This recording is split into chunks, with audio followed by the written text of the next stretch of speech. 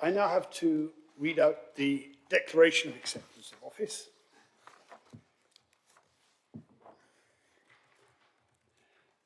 I, Peter Fane, having been elected to the office of Chair of South Cambridgeshire District Council, declare that I take that office upon myself and will duly and faithfully fulfil the duties of it according to the best of my judgment and ability. I undertake to observe the code as to the conduct which is expected as members of South Cambridgeshire District Council, and I shall now sign that declaration in front of the Chief Executive. And will duly and faithfully fulfil the duties of it according to the best of my judgment and ability. And in case you didn't hear that the first time, somebody else will say it again for me.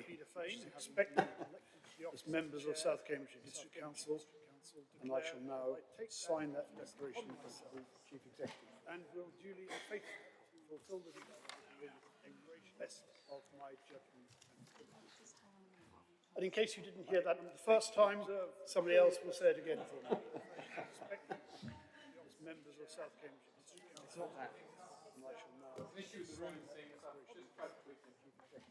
will duly and faithfully fulfil the duties of the best of my judgment. And in case you didn't hear that the first time, somebody else will say it again. Members of South Cambridgeshire District Council, issue the ruling saying that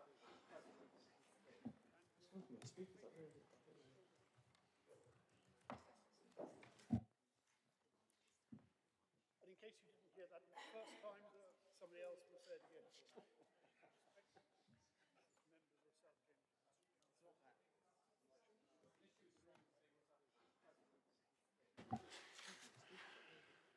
There's a cost to electing me as chair. I'm going to do a very short speech of acceptance. It is quite possible I'm about to do two speeches of acceptance. We'll see how the system is working. Later on, I get the opportunity to refer to the engagements I've attended as your chair, which I very much enjoy and appreciate. I'm going to do a very short speech of acceptance. It is quite possible I'm about to do two. You can decide for yourselves now which version you prefer. Later on, and I just want to mention two that are not on that list. On Monday, the Vice Chair and I both attended the RAF and Army Cadet Force in Camborne. And it reminded me of a theme from this council, which was taken up in the form of a working group last year of the Scrutiny Committee, which is that of youth engagement. Vice Chair and I both attended the RAF, and I think, members, I will pause there. And it reminded me, it's very unusual for me to get to hear my own speeches, which was taken up in the form of a working group last year of the Scrutiny Committee, which is that of youth engagement. Vice Chair and I both attended the RAF, and I think, members, I will pause there. And it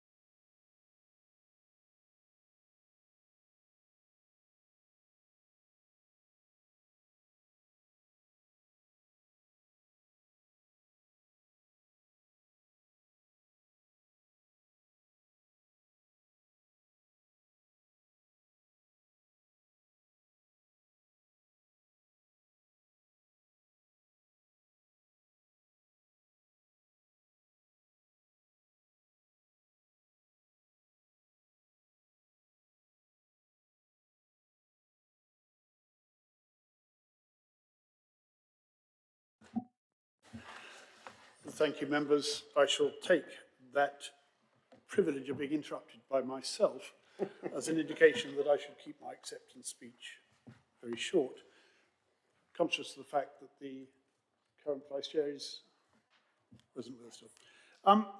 So that reminded me of the youth engagement theme we had last year, which was very much reflected in our 50th anniversary celebration just 2 months ago, when we said that this is not just an opportunity to celebrate the history of South Cambs, but also to focus on the future of South Cambs and the challenge of youth engagement.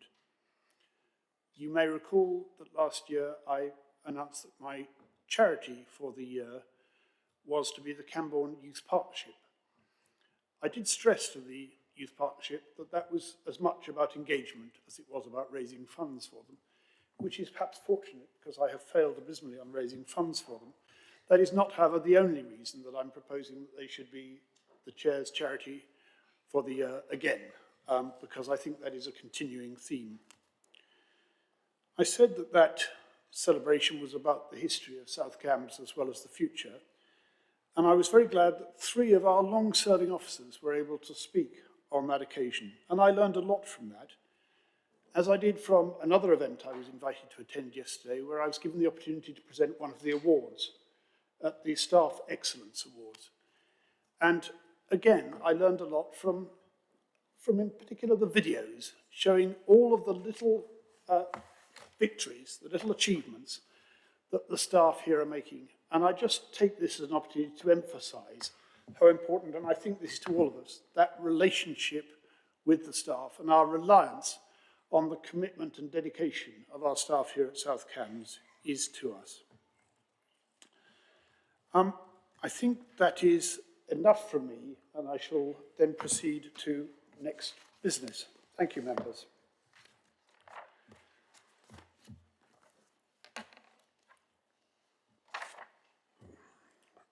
Let's go into the formalities for a moment. My name is Councillor Fane. Thank you for electing me Chair of the Council for the forthcoming year. As usual, this meeting is being live streamed and recorded. We also allow recording, filming and photography, so long as the meeting is not disrupted. I would urge members to ensure that their phones are on silent. Please would members keep their microphones switched off until invited to speak. If participating remotely, yes, we have some participating remotely, invited to address the meeting, please make sure your microphone and camera are switched on. And when you finish addressing the meeting, please turn your microphone and camera off. Members attending remotely should indicate their wish to speak through a chat message in the Teams meeting, and those present in the chamber should indicate their wish to speak by raising their hands. I will ask the Vice Chair, in due course, to note the order of speakers. The chat facility should not be used for any other purposes except where necessary to write down a simple amendment. Complex amendments should have been shared with Democratic Services in advance of the meeting. When we move to a vote on any item and there is not clear affirmation, I will state that a recorded vote will be taken, and members in the chamber will then vote electronically, selecting for, against or abstain on the microphones, and the result will be displayed. The meeting is quorate, so we will proceed. I would add one other thing. This is the annual meeting of the Council, and the agenda for the annual meeting is laid out in our Constitution, focusing on the administrative functions of the Council. It does not include questions and motions from councillors or from the public. So I proceed to item 2, which is the appointment of a Vice Chair. And in accordance with the Constitution, the Vice Chair will also be elected by secret ballot. Are there any nominations for the office of Vice Chair of the Council for the 2023-2024 municipal year? Well, I am going to nominate Councillor Peter Sanford, myself, as Vice Chair. So can I ask for a seconder for this nomination? Thank you, Councillor Toomey Hawkins. Right, it's for Councillor Bradman. Thank you, Chair. It's for the year 2024-2025. Very good point. This was a test put into my notes for me by the Democratic Services to see if I was awake, and a test that you will notice I have failed, but Councillor Bradman was fortunate.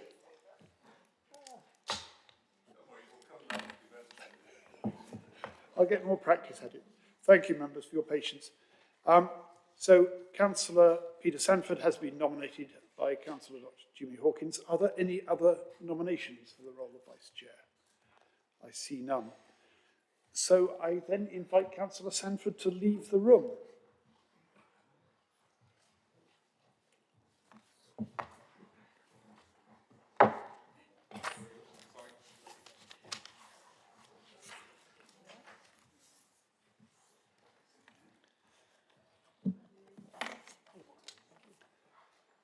This man's had practice.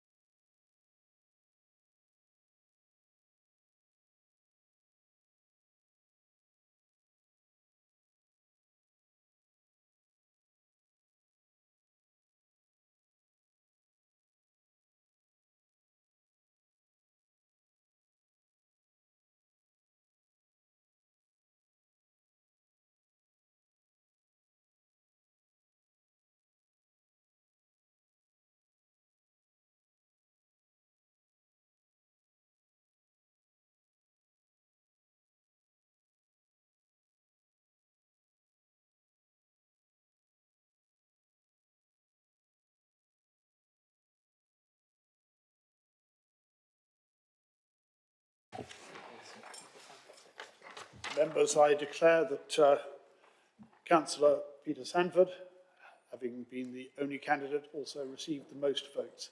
So I'm therefore able to vote for him.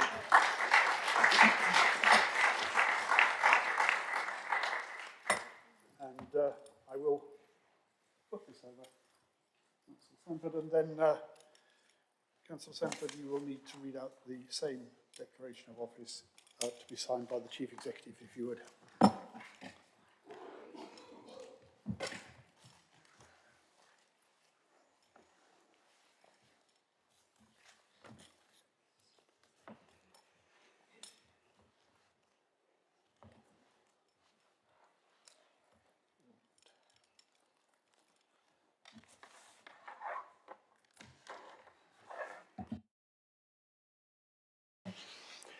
Thank you. I, Peter Sanford, having been elected to the office of Vice Chair of South Cambridgeshire District Council, declare that I take that office upon myself and will duly and faithfully fulfil the duties of it according to the best of my judgment and ability. I undertake to observe the code as to the conduct which is expected of members of South Cambridgeshire District Council. And you'll be relieved to hear I'm not proposing to do a speech of acceptance.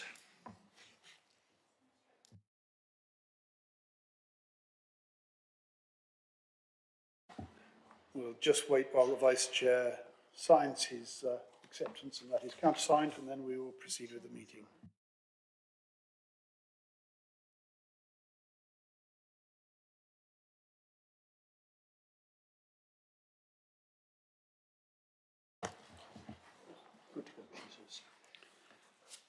Right, members, we'll now proceed with the business of the meeting, or the further business of the meeting. Item 3, apologies. Are there any apologies for absence?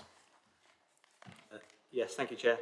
There are apologies from Councillor Henry Batchelor, Bygott, Drew, Earl, Garvey, Hales, MacDonald, Nieto, Rippeth, Van der Weyer, Warren Green, Wilson and Jackson Wood.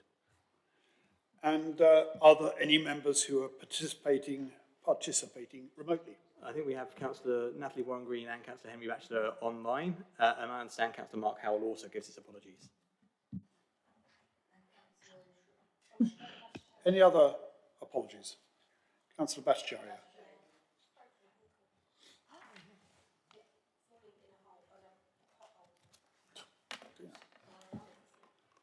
It's a county problem. 4, item 4.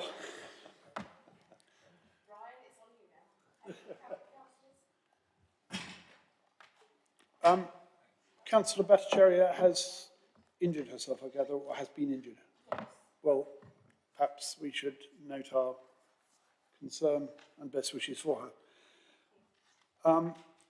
Item 4, declarations of interest.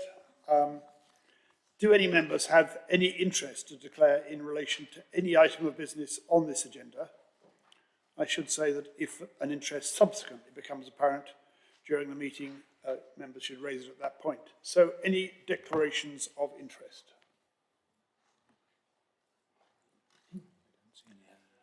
I see none. Item 5. I'm sorry, Councillor Heather Williams. Just that I'm a member of the Greater Cambridge Partnership Assembly, and it's an item. 5 minutes. You'll find these on pages 9 to 44. And there are 2 sets of minutes, and I propose to take them separately. Firstly, to approve the minutes of the meeting of the Council held on 27th of February 2024, which, as I say, is on page 9. Do we have any issues of correct minutes? I believe that there are some very minor corrections in relation to the attendance of one member, which was not recorded in one of the votes. I have drawn that to the attention of Democratic Services. I don't propose to go into that unless members want me to. So, may I take those minutes as an approved record of that meeting? Can I do that by affirmation? I think I can. Those minutes are approved. And then the minutes of the meeting on 21st of March, you will find on page 37 of your printed papers. And again, there is one minor amendment. I see Councillor Richard Stobart first. Chair, thank you. I'm not sure. I mean, these are minutes of a meeting, and you know, there was an extensive discussion about the arrangements around South Cambridge Investment Partnership. So I'm a director, but beyond that, I don't think there's a concern. Members, Councillor Stobart declared his interest and removed himself from that section of the meeting, so I don't think we need to record that. Councillor Dr. Martin Khan. Simply on page 40, it's a typo, I think. On the 3rd paragraph from the bottom of the page, you said the monitoring officer advised that while the vote on the substantial motion would be held, I think that probably was meant to be substantive. But Yes. okay.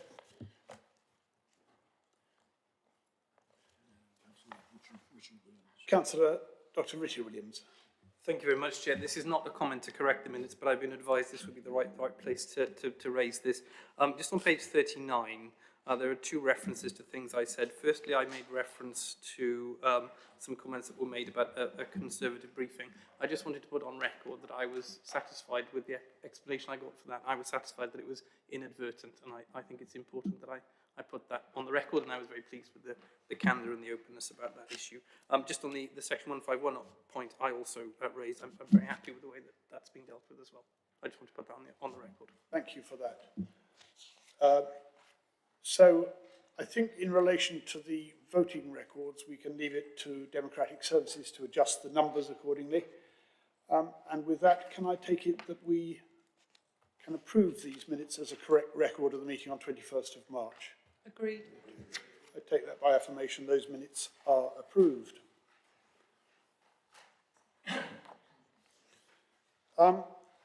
Announcements from the chair. I have no further announcements. Item 6A. We then move on to item 6B, announcements from the leader or from cabinet. Leader, do you have any announcements? Yes, just a couple of brief ones. You'll see later on in the papers, under the section on appointments to outside bodies, that an advisory council has been established, sits under Home England, and that provides input into Cambridge 2050 as it stands at the moment, to see what the future holds there. As far as I'm aware, the only confirmed members of that thus far are myself, the leader of City Council, the leader of the County Council, and the Mayor. There will be other people, and I don't know who those are. So just one other thing, you will see also in the papers that Councillor Bill Handley is going to stand down from Cabinet after 5 years of really selfless service. During that time, we've thrown just one crisis after another at Bill into an already very, very complex and extremely busy portfolio. There was COVID, there was Ukraine, and the cost of living. So Bill has expanded his attention in a quite phenomenal way to meet every challenge, and he's done so much to make a very real difference to the lives of so many people in South Cambridgeshire. Bill, I'll miss you, as will all your other friends on Cabinet. It's been a real privilege working with you.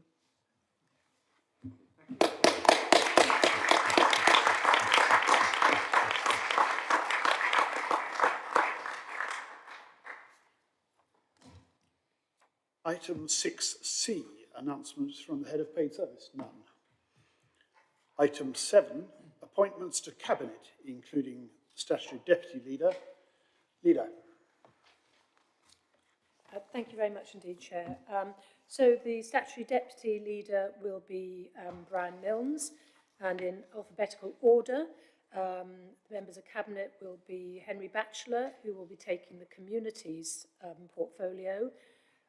John Batchelor will remain on housing. Toomey Hawkins will remain on planning. Peter MacDonald will keep economic development and business support. Our new member, huge welcome to you, Councillor Natalie Warren-Green, will take on environmental services, and John Williams will continue with finance. Thank you very much. Thank you, Leader. We then move on to item 8, the allocation of seats on committees and appointment of committee chairs, pages 45 onwards in your printed papers. And I call on Andrew Francis, the Elections and Democratic Services Manager, to present the report, which you will see starting on page 45 of the agenda pack. I think there are some minor additions to the names listed. Andrew Francis. Thank you, Chair.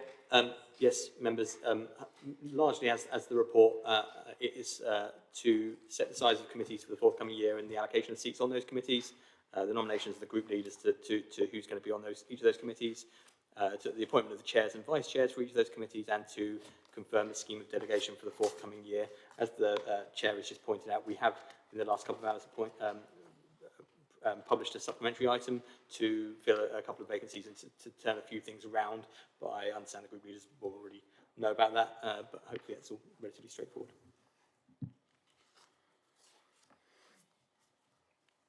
At this point, I'd just like to remind members that, as said on page 48, there are mandatory training requirements in respect of the Planning Committee and the Licensing Committee. And so members may only sit on these bodies once they have received the necessary training.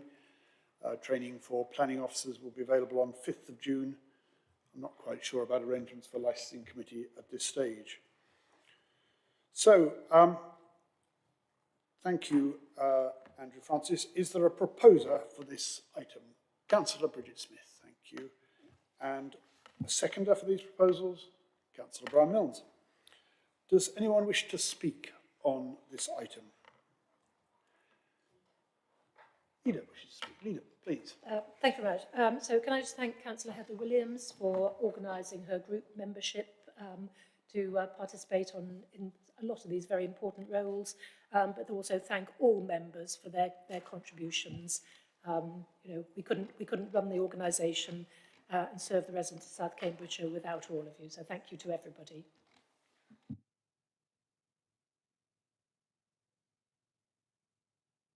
Members, can we take these proposals by affirmation? Thank you. These proposals are approved. I should ask, does anyone wish to vote against the proposal? Anyone wish to abstain? That's fortunate. The Council therefore agrees the motion by affirmation. We then have item 9, appointments to Cambridge and Peterborough Combined Authority on pages 75 onwards. Members, we have been invited to approve the appointments to the Combined Authority, also invited to delegate authority to the Chief Executive to make amendments to these appointments in the event of any change in political balance across the Combined Authority area.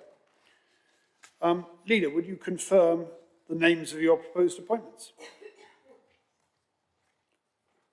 Thank you. They are as in the papers. Is it all right if I say that rather than read them all out? Thank you. They're printed on the outside bodies list. The appointments proposed, Combined Authority Board, Councillor Bridget Smith, substitute. Can I come to you in a moment, Dr. Khan? Thank you.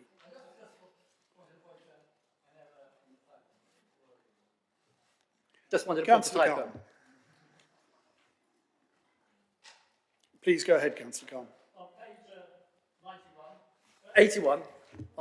On page 81, there is the colours are misplaced upon the political balance, and I thought you should just note that. I think that's in your section that you're looking at.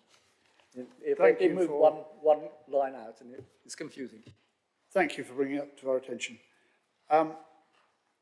Now, because there was some uncertainty about this, let me just read it out. The appointments as proposed were Combined Authority Board, Councillor Bridget Smith, Councillor John Williams as substitute, Audit and Governance Committee, Councillor Jeff Harvey, Councillor John Williams as substitute, Overview and Scrutiny Committee, Councillor Aidan van der Weyer, Councillor Martin Khan, with Councillor Richard Stobart as substitute, and it may be there's a second substitute for the Audit, Overview and Scrutiny Committee.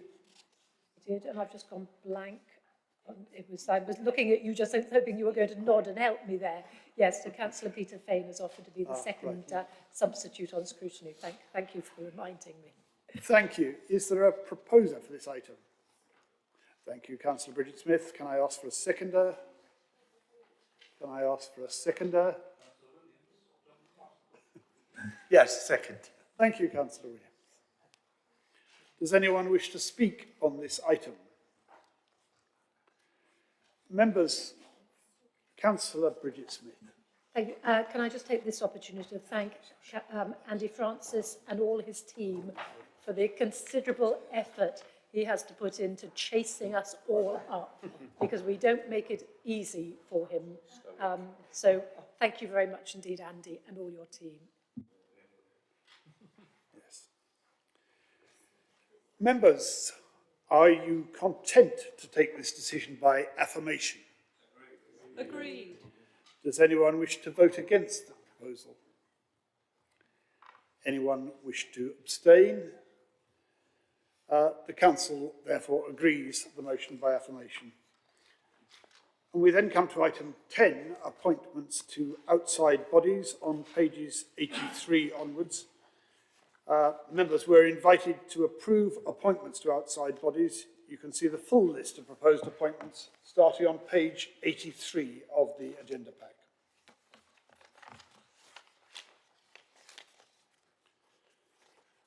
That list is in two parts. The first is a list of council appointments appointments, which is what we are looking at now. And the second part I'll come to. That is the appointments made by the leader and shared here for reference. So I will present this item myself. Councillor Williams. Thank you, Chair. Just on page 84 in relation to the Swavesey Internal Drainage Board, you see there's a vacancy, we've got Henry Batchelor in the vacancy, but Councillor Ellington is normally on there, so I'm just wondering if the leader would mind making that alteration. Yeah, absolutely. If she's normally on it, then that would be, yeah, be very helpful. Thank you. Right. Well, with that one amendment, Councillor Hansrush. It's just for the emails. Okay. It's okay. Sorry. Okay. Any other amendments? Councillor Dr. Timmy Hawkins. Sorry, Chair, it's just that there's supplements that have updated all these allocations. So looking at the main papers, there's supplements that need to be looked at for the right people. I'm not quite sure what is being proposed here. Councillor Anna Braddon. Thank you, Chair. I think the point is that in the papers that went out as the printed pack, there are some vacancies still listed, whereas in the supplementary pack that's been issued by email and on the website, there are some additions that have been added in, so that there are in fact no vacancies. So I think it might be helpful to draw people's attention to that. I'm going to turn to Andrew Francis just to clarify this point. Thank you, Chair. Yeah, as Councillor Bradnam's just mentioned, we did publish a supplementary item to update a list of some of the vacancies within the last half an hour. I think Councillor Ellington wasn't on there, so I'm not sure why she's dropped off the drainage board and Swavesey, but I think it's standard that Sue is normally on there, so I think that should be built into an amendment, I think, here to get that added back in. And as Councillor Hansraj, I think, was mentioning, her name is on that list of supplementary items that's been, so I'm sorry that wasn't circulated, but as Councillor Smith did mention, some of these things are only been confirmed within the last couple of hours, so that's why it's fairly late. With those amendments, including in particular Councillor Ellington on the Swavesey, sorry, which internal drainage board was it? Ah, yes, sorry, I got that as byways advisory. Swavesey Internal Drainage Board, Councillor Ellington's name added to that. That is the list we're now considering. I see I have some further interjections. I'm going to, what order am I taking them in? Councillor Dr. Timmy Hawkins. Thank you. On the most recently published update supplement to this particular item, we've got Henry Batchelor, Councillor Batchelor and Councillor Hanley's name on Swavesey Internal Drainage Board. And if there's going to be two people, then one name has to drop off. Okay, so to clarify in relation to the Swavesey Internal Drainage Board, the proposal, regardless of what may be in your paper versions, is that the representatives on that be Councillor Henry Batchelor and Councillor Sue Ellington. So please ignore any... It shouldn't be Henry, because Henry's moved to community. So it should be Sue Ellington and Councillor Warren Green, if there need to be two of them. If there don't need to be two, then we'll just leave poor Sue doing it by herself. There do need to be two, so that's the two it needs to be. Sorry, I haven't received the updated... yeah, sorry, it doesn't I'm seem going to to have landed in my pause. inbox. Do I'm we have struggling copies slightly. that can be distributed to anybody who would Helpful. like a copy of this before we move to a vote? And while Andrew Francis is doing that, I will take, I believe there was a further interjection from Councillor Anna Bradnam. So if anyone would like a copy of this list, indicate to Andy as he passes you. You should probably have a copy. I'll see what comes back. Andy, I think the chair needs a copy. Yeah, sure. Any other members who would like a copy of the amended list for clarification?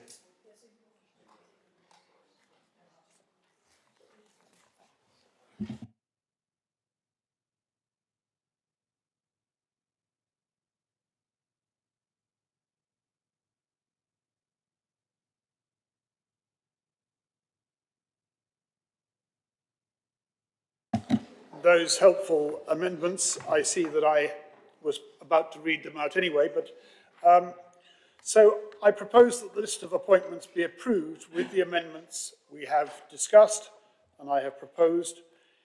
Is there a seconder? Councillor Bridget Smith, I think just briefly ahead. Does any member wish to speak on this item? Councillor Anna Bradman. Thank you, Chair. I'm very confused, but I think my understanding is that for Swavesey Internal Drainage Board, the noted members were intended to be Sue Ellington, who's been on it forever, and Bill Handley, who's the local member. And I believe that it's the Henry Batchelor name that might be there in error. I just suggest that as a reason to perhaps defer this particular one. Thank you, for Councillor consideration. Bradman. What I'm going to do is, before we move to a vote, I'm just going to ask the leader, and in discussion with Councillor Bill Handley, whose name should actually be on this. We've established it isn't Henry Batchelor. Should it be? Councillor Sue Ellington and Councillor Warren Green, please. Thank you. So, Councillor Bradnam, I'm going to stick to the version we were considering. I'm not proposing to take further comments on this list. Members, are you content to approve this list by affirmation with all the amendments as agreed? Thank you, members. Anyone wish to vote against that proposal? Anyone to abstain? That proposal is therefore approved by affirmation. We then move on to the designation of the Scrutiny and Overview Committee as the Crime and Disorder Committee, which is a designation we need to renew each year in accordance with sections 19 and 20 of the Police and Justice Act 2006. Can I ask for a proposer for that recommendation? Thank you, Councillor Graham-Cohn. Is there a seconder for that? Thank you, Councillor Sanford. Does anyone wish to speak on this item? Members, are you content to take this decision by affirmation? Agreed. Does anyone wish to vote against the proposal? To abstain? The Council therefore agrees that motion by affirmation. We then come to the annual report, item 12, annual report from the Scrutiny and Overview Committee, which is on pages 89 onwards. Members were invited to receive the Scrutiny and Overview Committee annual report, and I call on Councillor Graham-Cohn, Chair of the Scrutiny and Overview Committee for the past year, to present that report. Thank you for that, Chair. I'll be very brief because all the information is in the report. Really, I just wanted to thank my Deputy Chair, Councillor Drew, and Ian Senior particularly for working very hard to make sure that the committee runs smoothly. And I've tried very hard to listen to members of that committee so that things are brought to it where we can really add value and improve the policy coming through the council. I'd also like to thank Councillor Milnes and Councillor Smith for attending the triangulation meetings and being very collaborative in helping us making sure that we are scrutinising things that need scrutiny. So I'd like to thank them both for taking the time to do that and give scrutiny the importance that it deserves. So other than that, I would just like to mention the Young People's Task and Finish group as well, which was chaired by Councillor Stobart, and just to thank him particularly for chairing that, but also all the members of that Task and Finish group that worked hard to improve policy in that respect across the council, and I think that has made a difference. So I just wanted to add that as well. Thanks very much. Members, I'm just going to invite you to receive the report. I'm then going to move on to the annual report from the Audit and Corporate Governance Committee on pages 97 onwards. Again, we're invited just to receive the report for 2023-24, and I call on Councillor Atkins, Chair of the Audit and Governance Committee, to present the report. Thank you, Chair. Similarly, I don't have a great deal to add to the report on the agenda, so I won't take much time. The finance team here at the Council have continued their hard work in bringing our accounts and reporting up to date, and we as a committee have continued to support and scrutinise their work and also the reports of our internal and external auditors.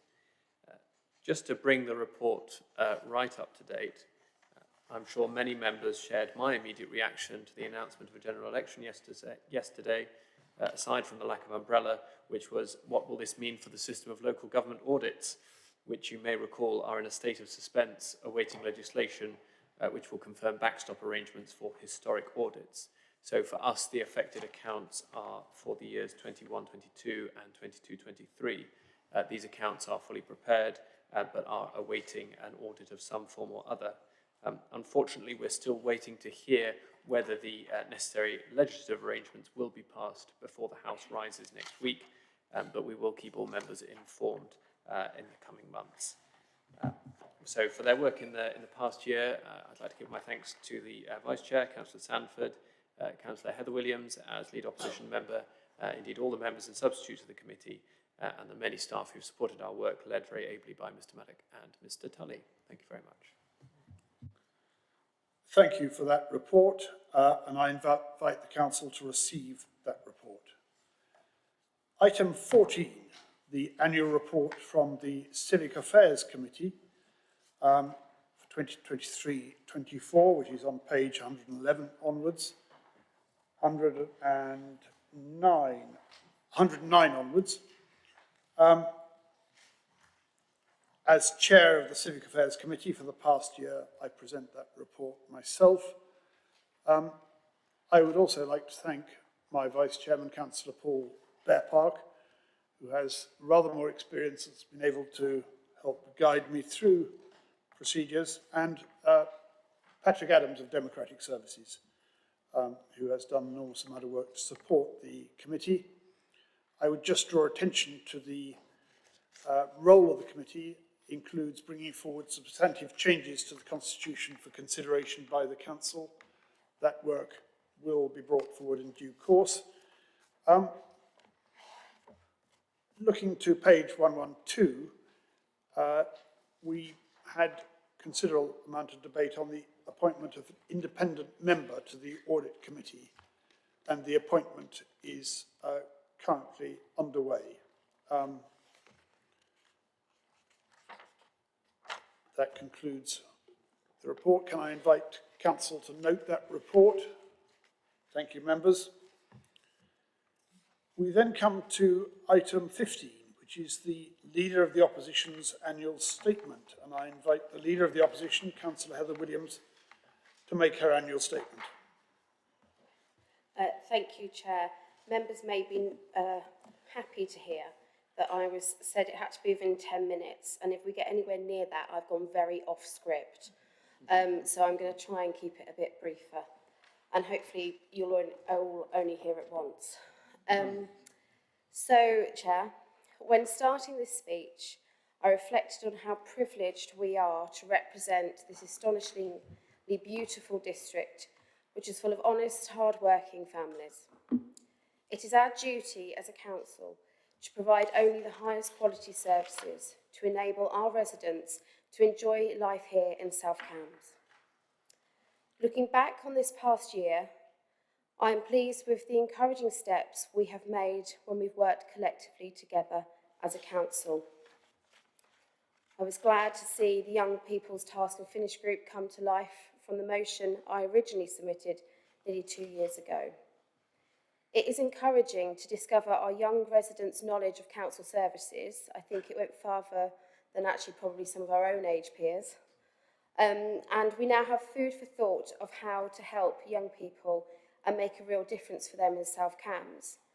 Because often we see in things such as planning how the decisions we take today, they won't perhaps even impact our lives, but will for decades to come. We have a desperate need for genuinely affordable housing, and I think that's always been supported across this chamber. And that's why we all supported funding the extra 20 million to Ermine Street, which, as many members know, does feel like a little bit of our group's baby at this council, and we're very proud of it. I even have the sign in my office. And that will help provide more council houses for working families. All councillors came together to support a variety of motions through the year. The White Ribbon accreditation for this council, tackling period poverty, and doing all we can to support care experienced people in our district. Things that have come from every group or non-group of this council. I'm proud of these steps forward because they show that we do not just sit here and squabble and play a little bit of political football now and then, but together we can make a real difference. I would like to say thank you to my group, and I particularly, a few highlights of their year. First of all, to Councillor Cohn for balancing the job that he does, which I think most of us recognise as an emotionally challenging one, and then coming and talking about bins and everything else, and his work on scrutiny. And I'm sure most of you will sympathise for putting up with me for the last year. Councillor Ellington, who is passionate about communities and providing things, particularly for those suffering from isolation. She's always coming to us with ideas for our alternative budget, and we included them this year, and I thank her for making sure that we have that section of our community represented. Councillor Waters has faced every challenge actually sent to her from government in her ward, with that hotel getting different use after different use every time, and we are incredibly proud of how she has reacted and stood up for her ward. Councillor Mark Howell, as father of our council, his experience and institutional knowledge, I think, is actually of use to many of us across this chamber. Councillor Williams, for the hours of, he's a glutton for punishment, he's on planning and JDCC, so for your planning contributions, we're all very grateful. Councillor Bhattacharya, just positivity galore. I'm so gutted that she can't be here today, but her commitment as well to communities, and I know she's very keen on her cookery, and I thank the council's support for her in that and what she's done of late. Councillor Bygott put his statisticians on scrutiny to the test. Apologies, leader, he was doing his job, and nobody knows numbers like him, and I'm very grateful for the contribution he makes, and I hope that it does benefit scrutiny as well. And Councillor Nieto, whose environmental knowledge is truly second to none and a real asset to our group. I'm fortunate to have such a great team with a wide range of skills, and I think as a council, many of us put our skills for the benefit of our residents, regardless of party. And I don't believe that an audit committee has ever been loaded with so many accountants as it is right now. So that's always fun for the auditors. We in our group vote for what we believe is right because we care about our residents, something I'm sure all in this chamber do. And with these issues of great significance, we've come together from different political parties to make sure we collectively do the right thing.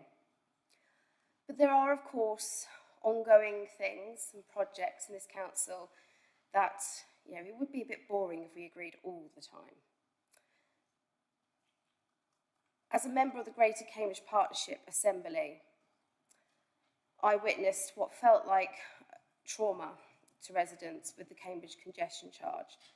And it's been well documented how difficult that myself and those on the other side found those debates and discussions.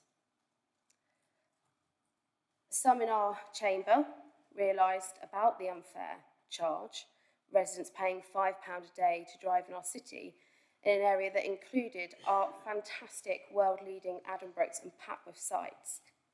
And saw that affecting rural South Cambs, where public transport links are few and far between, and despite what the paper said, I'm pretty sure that my small villages on the fringe of South Cambridgeshire would not have got a bus every hour.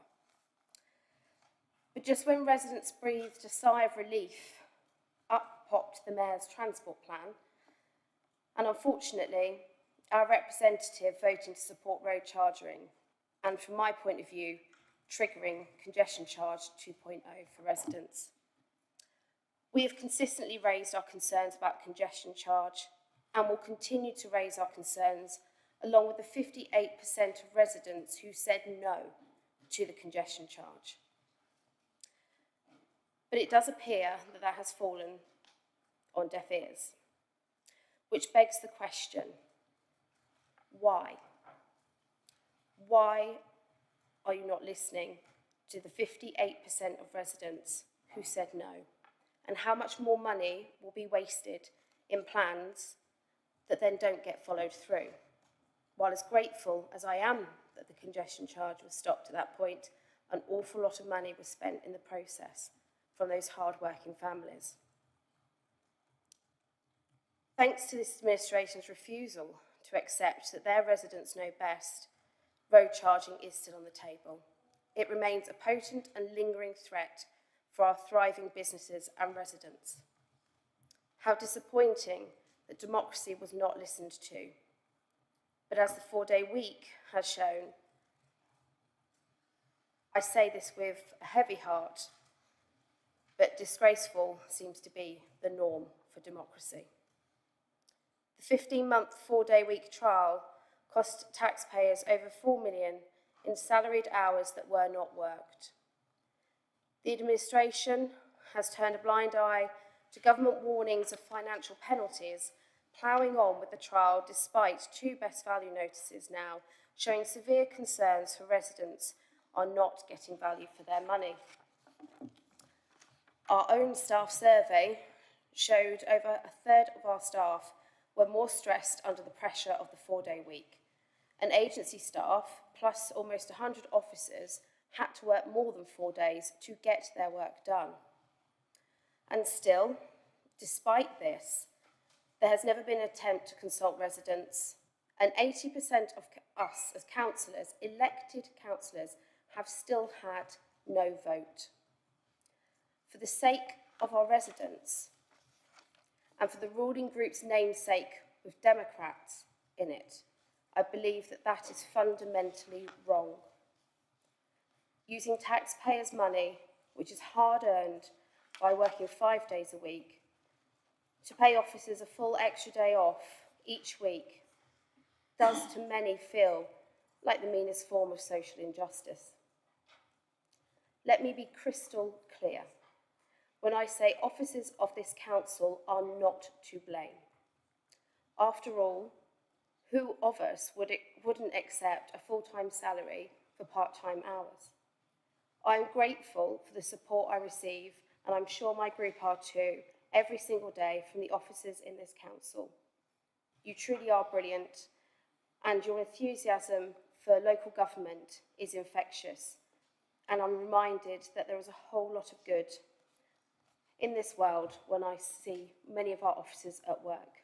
South Cambs would not run without you, and you are appreciated. But that is why the administration needs to own up to their decisions and take the responsibility. Do not hide behind officers. Own up to your failings. Do not put them as a bus between you and us. The 4-day week has not worked, in our view. We should not just be looking to maintain our performance, but strive to improve it for the benefit of residents, because that is why we are all here. Residents elected us to ensure their council works hard for them all year round, and not to only be able to contact on 4 days a week. Last year, I advised the administration, change course now, before it is too late. Since then, we have embarrassed ourselves on the national stage with best value notices hanging from our council's coat of arms. And we are still yet to ask residents what they think. And yet there are no signs of it stopping. It simply carries on. So I may have warned the administration to change course before it was too late, but I fear we are rapidly approaching that very point of no return. For on top of the reputational damage we are all suffering, going back to a 5-day week is increasingly difficult the longer this council gets used to an internal bank holiday. I strongly advise the administration to reflect on why we are here in this chamber today and every other day. Our residents need us at this council more than ever. But a 4-day week and throwing money into wasteful black holes like road charging is a great hindrance, not a help. For this moment, forget political games, forget our party differences. Remember our residents. Thank you, Chair. Thank you, Councillor Williams. I should stress there is no debate or opportunity for questions on that report. Councillor Williams, you did go a little over the time you'd indicated, but I'm sure that will cause savings under item 18 when you get there in due course. 17. Members, we now arrive at item 16, annual report on the use of the special urgency procedure and decisions where call-in has been waived. Now, we're asked to note all the key decisions taken as urgent during the course of the year, and also those taken as a matter of urgency without a call-in period since the last meeting of council. Both Councillor Cohn and I were engaged. Councillor Cohn, of course, as chair of the scrutiny committee, in the making of these urgent decisions, and I propose that we now note the report. Can I have a seconder for that? I'm happy to second that, Chair. Councillor Cohn has seconded that. Thank you. Does anyone wish to speak on this item? I see none. Members, are you content to take this decision by affirmation and to note those decisions? Agreed. Does anyone wish to vote against that proposal? To abstain? The Council therefore agrees the motion by affirmation. Now, I was proposing to take a break in about 5 minutes' time, but I think it would make sense to take a break before the next item, item 17. So I propose, therefore, that we break until 3:15, just over 10 minutes, and resume then. Thank you, members.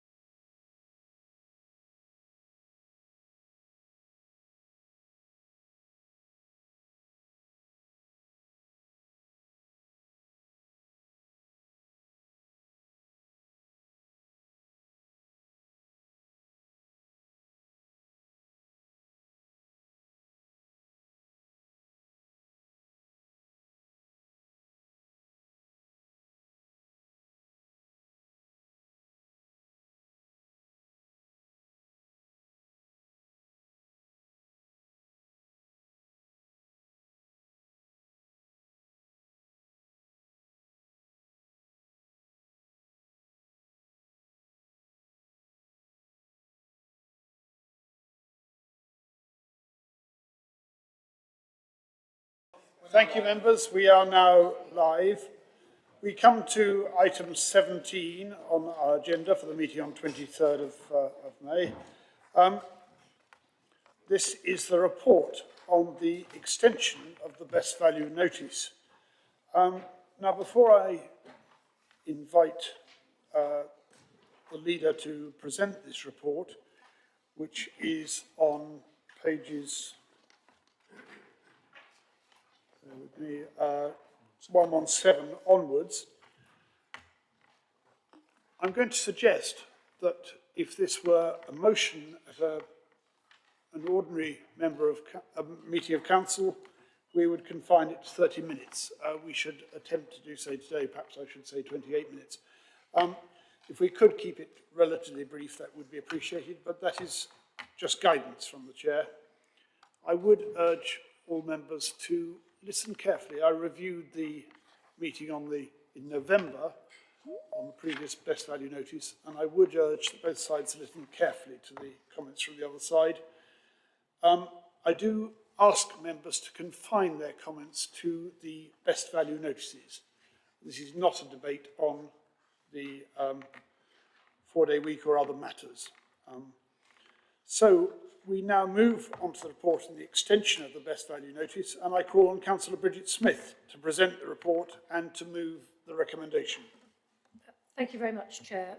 Right, so I shall keep this very short, and I will be very mindful of what you said about restricting all my comments to the subject matter of this report. So members will be aware that we've been issued with a reissue with a best value notice. You'll also be aware that a general election's been called. So in 6 weeks' time, we will have a new government, and most likely we'll have a new government minister, who I hope will accept our invitation to meet with them to discuss the best value notice if it's still in place. Thank you. Do you have a seconder for this report? Yes, I second, Chair, and I reserve my right to speak. Thank you, Councillor John Williams. Does anyone wish to speak on this item? Councillor Heather Williams. Chair, you're even looking this way. It's almost as if it's a script you knew was going to happen. I shall start by probably declaring that we have a proposed amendment to the recommendation, and I'm happy for that to be displayed and shared for people to digest while I explain my reasoning why, if that's agreeable with yourself, Chair. Members happy that we show the amendment, which is relatively short, on the screen. I don't think we need to circulate a written version of this. But we'll take a short pause while we digest that. Would you like me to give my reasoning, Chair, while you do that? Or We will take a short pause while we digest that.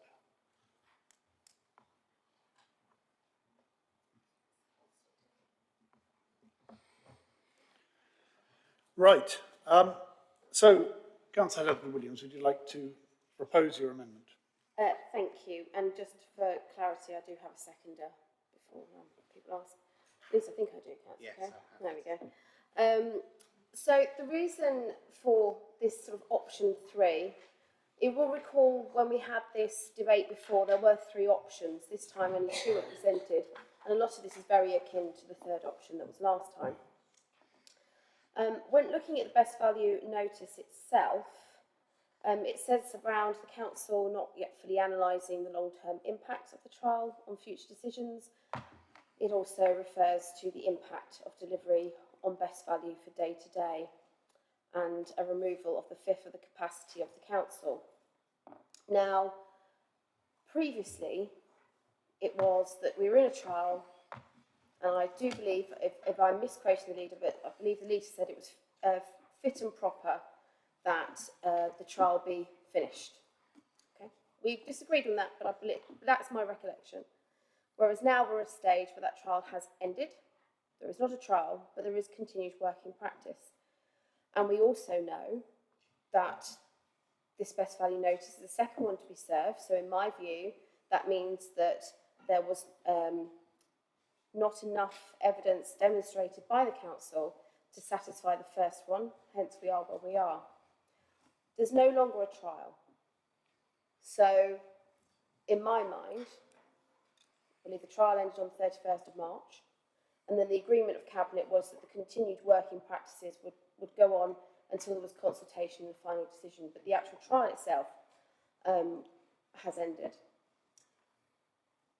I do worry, and I did reference it earlier, but I do worry for the reputational damage that this is happening, and that the best value notice, when we had it last time, it was said it was impossible to find the data, and it was sort of impossible to quantify how much it was going to cost. There was lots of unknowns, but we know now that there is a cost to providing the data. We can see that how we're doing things is not satisfying government.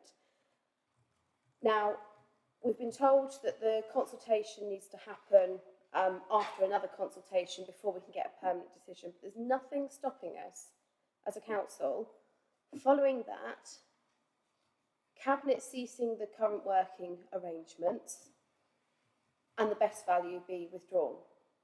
Then, full council can make a decision as to what the future permanent working arrangements are, but right now we are neither in a trial nor at the point of permanence, and this, I believe, would be the correct way to deal with this situation.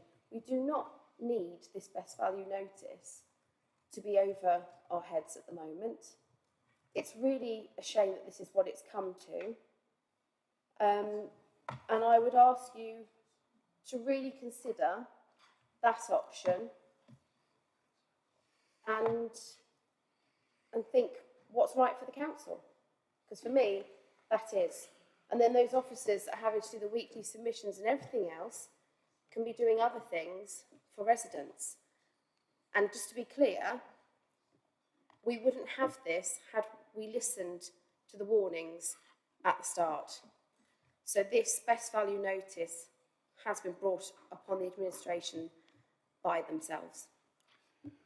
Thank you, Councillor Williams. I think I know the answer to this. Do you have a seconder for your amendment? I'm happy to second, Chair. And do you wish to reserve your comments to the end or to speak now? I'm happy to speak now, just very briefly, in that I support... Councillor Cohn. Thank you, Chair. In that I support the comments that Councillor Williams, Heather Williams, has made, and I will be happy to support this amendment. Thank you, Councillor Cohn. Leader, this is your proposal. Do you accept the amendment? I do not. Right. We will then have a debate. Councillor Michael Atkins. Thank you, Chair. This is a question of clarification more than anything. I just want to understand, obviously, haven't seen this amendment until just now. So the amendment adds a new option into the report. I don't know if this is best for the Chair, Monitoring Officer, or Democratic Services to advise. So what votes are proposed to be taken? Because clearly this option could be entered into the report, but then the recommendations would not be altered by it. So is it proposed that we debate whether or not this option should be in the report, and then we take a vote on the three options, or is there a further amendment to the recommendations? If you could just outline the logistics, that would be appreciated. Thank you for that. I'm sure that our monitoring officer will correct me if I'm wrong, but my intention is that if this amendment were to be passed, we would then move after the debate to a vote on three options rather than on two. Does that clear up the question? So we then move to an amendment on this, to a debate on this amendment. Does anyone wish to speak against this amendment? Councillor Bridget Smith. Thank you very much indeed. So I'm going to absolutely restrict my comments to best value notice. So, you know, the fact that a best value notice has been issued to this council based purely on a political ideology was surprising in the extreme. There's a couple of other councils have been issued with best value notices for reasons that are very unusual, bearing in mind what best value notices were established for.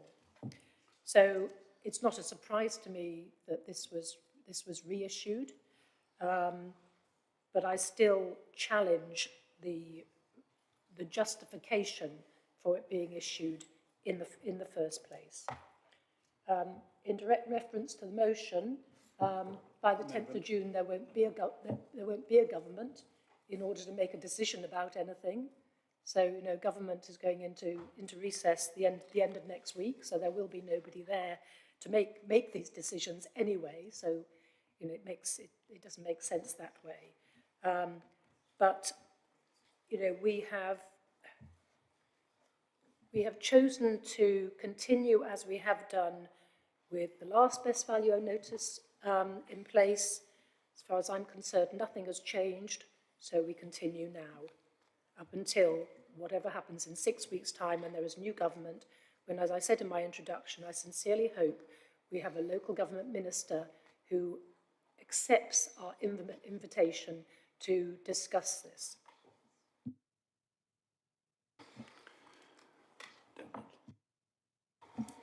Does any member wish to speak on the amendment before I invite the Leader of the Opposition to sum up? Councillor Dan Lenton. Thank you, Chair. I won't be voting for this amendment for the reasons that Councillor Bridget Smith said, that there won't be a government on the 10th of June.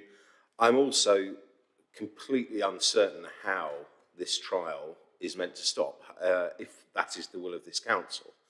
And the problem from the start has been what appears to be a deliberate attempt to goad the Conservative government at Wastminster into the actions that it is taking, using residents' services and their monies that they pay via council tax to this council to provide those services. We should have had a debate on this months ago. We should have discussed the various different models of 4 in 7 working available. 5 days pay for 4 days worked is not the only model available. For example, we could have said X number of jobs will be designed, advertised and filled on the basis of 4-day working. I simply think there is no way to stop. Can I invite you to confine your comments to best value notice? Thank you. There is no way to stop the 5 days pay for 4 days worked model without, and that's why I'm not voting for this amendment, because I don't think it is practical. Any other members wish to speak to this amendment? I see none. Councillor Heather Williams, you propose the amendment? Thank you. And just for clarity, although there is a general election and you have the situation, the departments do keep running and the ministers will be in play to deal with business as norm until the end, if that helps clarify things. I appreciate the MP side, but you know, the government doesn't just stop. Civil servants don't just stop because of an election, and that's for legitimate reasons, and national security quite often is a case. So that's not really a reason to not support this, in my view. And if you want, we can always make it by the 30th of May, if that makes people feel more comfortable. But, you know, it's up to you if you want us to continue with this over our residents' heads. Point of clarification. Point of clarification. So it's my understanding that during this period, ministers are not allowed to make political decisions, and this would undoubtedly be a political decision. That is a matter of debate, and actually best value notices are served in many cases, and it doesn't necessarily be political. In fact, normally it's from the department, and we can see here, and there are clear reasons, we've lost a fifth of the capacity of the council, and that's not good use of taxpayers' money. I think we need to emphasise that we're about to move to a vote on this amendment. I would urge members to, just as I'm going to do, reread the effects of this best value notice, to ask the department that the best value notice be withdrawn on the proviso that 4-day week working arrangements cease by 10th of June. And it is the 10th of June, not any other date that may have been mentioned, which we are considering as this amendment. I think it is now time for us to move to a vote on this amendment. And I'm just going to pause this for a moment. Councillor Heather Williams. Just a point of information as well about the notice, that's for the working, just to be clear, the working arrangements would stop because officers have said it would take time to do that. But obviously the letter and the contact with DLUC could be today. Thank you for that clarification. I'm not proposing to take further clarifications. I think it is time to move to a vote on this amendment. So I'm going to ask Democratic Services to set this up. We'll take an electronic vote. If you are in favour of the amendment as moved, then you vote green. If you are against, you vote red. And if you wish to abstain, then you vote yellow, remembering, of course, to press the little blue button first. Members, we're now in a vote.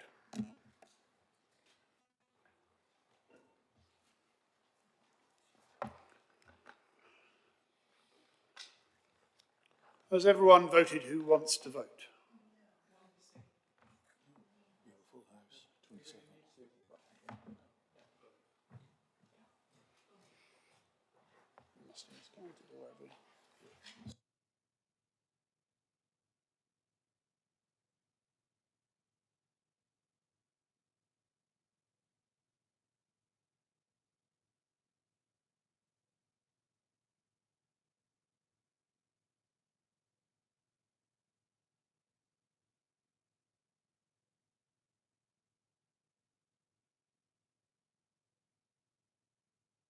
I do not propose to rerun the vote unless any member wishes to demand it. I appreciate that a member has had difficulty. I'll take that, if I may, as one abstention. I have confirmation to that effect. Does the member concerned wish us to take another vote?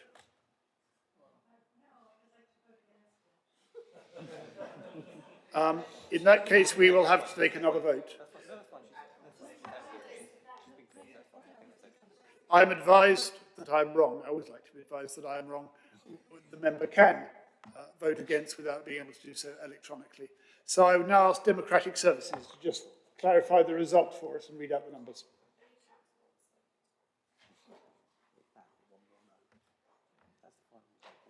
Yep. Do you want to announce it?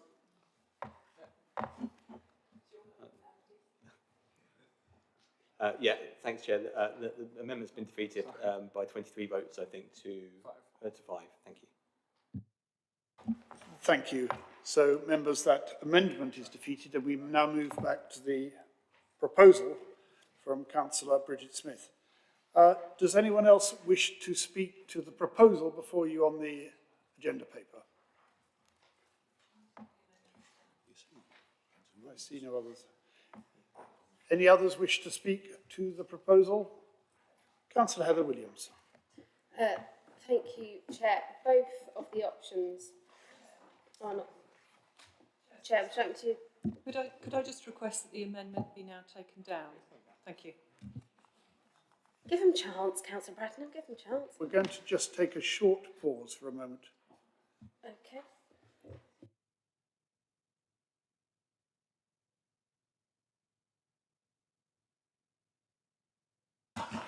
So just to clarify, we are still on item 17 and the amendment has been defeated, so we are now debating the proposal before us. Do I have any speakers to the proposal or on the proposal? Councillor Heather Williams, back to you. If there's any reassurance, Chair, I was aware where we were at in proceedings and I did put my hand up for that purpose. Both options are not feasible in our view. We really do think that this needs to come to end. The trial's been done, analyse the data, but let's get people back to working and not carrying on, because we also know from reports that the longer this goes on, if it needs to be reversed, the harder it gets on officers and everybody else. And really, it just needs to stop now. So, no, I'm not going to support these options where you're continuing to do this. John Williams. Speak a second. Yeah. Councillor Lentel, you spoke on the amendment, but now you want to speak on the motion itself, I assume. Councillor Lentel. Yes, I think that the attempt to put the genie back in the bottle is going to be nigh on impossible. And what we've heard today is that there was the primary, it seems as though one of the primary goals of this whole project was to goad the Conservative government at Wastminster into taking the actions it is now taking. it is taking these actions and it is using up more council resources because we didn't debate this properly, we didn't come up with alternative options, and we aren't actually providing best value. And the only reason we have done this is to irritate the Conservatives at Wastemonster using people's vital services. That is really not a good thing to have done.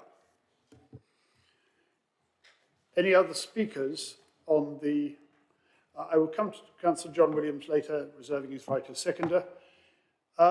Councillor Bridget Smith, you spoke as proposer earlier on, I think. Did you want to speak again? Actually, I'll leave it to Dr. Councillor Williams. Any others? No, I think then we move to Councillor John Williams, who seconded the motion, to speak. Thank you, Chair. Well, we all know that the first best value notice was issued to us 6 months ago, and we have, and this has been confirmed by the letter that we received with the second best value notice, that we have complied with the request of the government. And that data that we have supplied to the government is on our website. It is available to all to see, the whole world to see.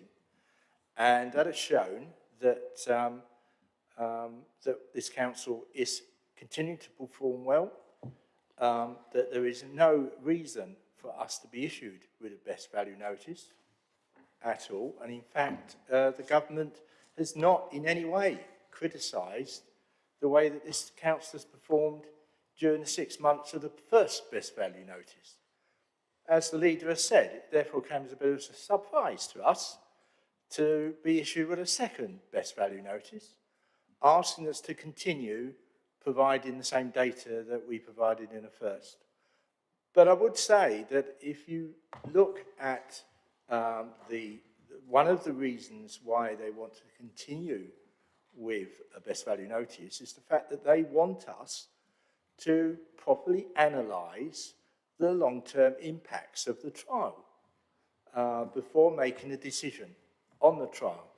So clearly, the government doesn't believe that the first 6 months of information they received is sufficient for them to make a decision on whether or not we are complying with the best value notice, we are actually delivering best value, and has asked for a further 6 months, which we are very happy to comply with because we believe we are delivering best value for our residents. So therefore, to stop it now would actually be premature and would not actually meet the requirement of the government.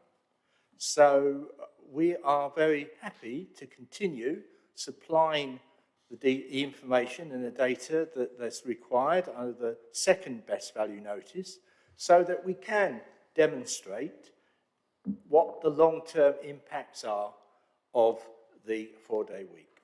So I would urge members to just note this report and to say that we will continue to comply with the second best value notice.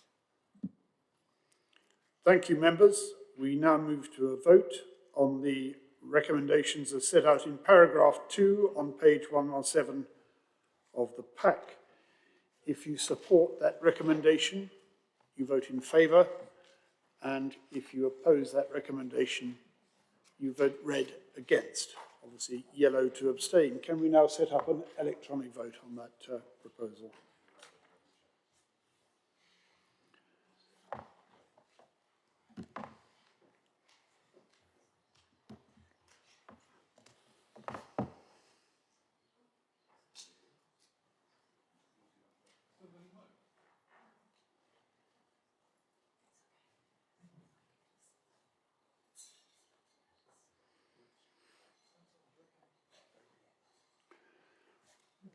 Has everyone voted electronically who can and who wishes to vote? There'll be a short pause before we complete the vote.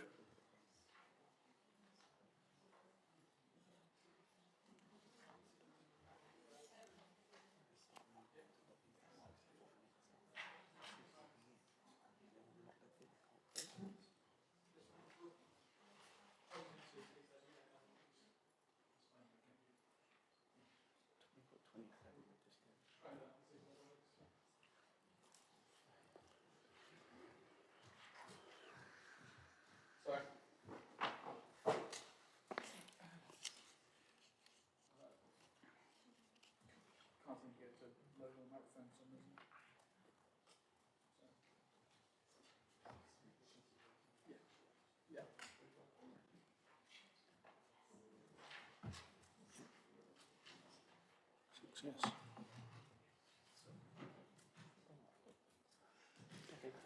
Has everyone voted who wishes to vote? I think so. So that proposal is approved by 22 votes to 5 with 1 abstention. Thank you, members. We now move on to the update from the Cambridgeshire and Peterborough Combined Authority. Can I ask whether our representatives on the Combined Authority have any comments they wish to make on those reports, which are on page 131 onwards?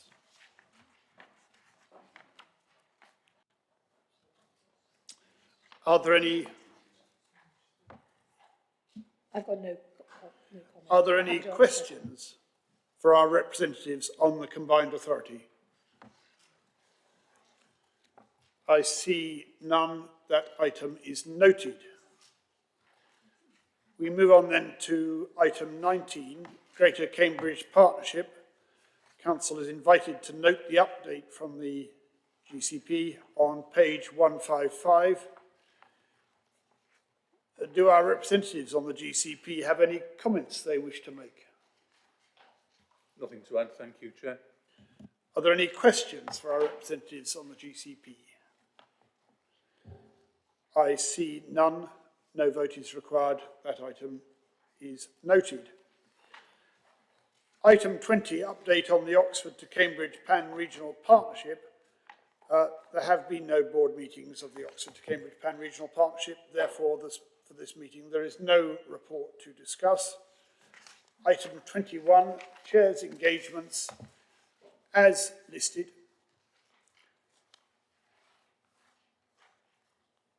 This draws our annual meeting to a close, and the next council meeting will be held on 18th of July, at which point there will be a new government of one flavour or another. So I close this meeting at 15:44. Thank you, members.